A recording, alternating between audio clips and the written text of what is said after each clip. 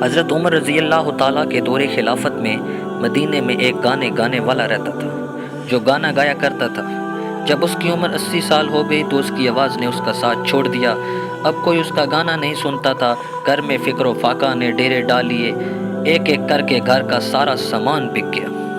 آخر تنگ آ کر وہ شخص جنت البقیع میں گیا اور بے اختیار اللہ کو پکارنے لگا، یا اللہ، اب تو تجھے پکارنے کے سوا کوئی راستہ نہیں رہا۔ مجھے بھوک ہے، میرے گھر والے پریشان ہیں، یا اللہ اب مجھے کوئی نہیں سنتا، تو تو میری سن، میں تنگ دست ہوں، تیرے سوا میرا حال سے کوئی واقف نہیں۔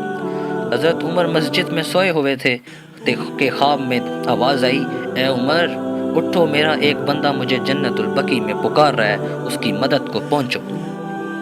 حضرت عمر رضی اللہ تعالیٰ عنہ جب یہ سنا تو ننگے سر ننگے پیر جنت البقیع کی طرف دوڑے۔ دیکھتے ہیں کہ جھاڑیوں کے پیچھے ایک شخص تاڑے مار مار کر رو رہا ہے۔ اس نے جب حضرت عمر کو آتے دیکھا تو بھاگنے لگا، سمجھا کہ شاید حضرت عمر رضی اللہ تعالیٰ نے کوڑا لے کر آ رہے ہیں۔ تو حضرت عمر نے کہا، رکو، کہاں جا رہے ہو؟ میں تمہاری مدد کے لیے آیا ہوں۔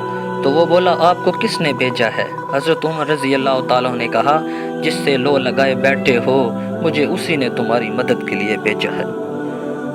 یہ سننا ہی تھا کہ وہ شخص گھٹنوں کے بل گرا اور تاڑے مار مار کر رونے لگا اور کہنے لگا، یا اللہ، ساری زندگی تیری نافرمانی کی، تجھے بھلائے رکھا، یاد بھی کیا تو روٹی کے لیے، اور تو نے اس پر بھی لبیک کہا اور میری مدد کے لیے اپنے اتنے عظیم بندے کو بھیجا۔ میں تیرا مجرم ہوں، یا اللہ مجھے معاف کر دے، مجھے معاف کر دے۔ یہ کہتے کہتے وہ مر گیا۔ حضرت عمر نے اس کی نماز جنازہ پڑھائی اور اس کے گھر والوں کے لیے بیت المال سے وظیفہ مقرر کی۔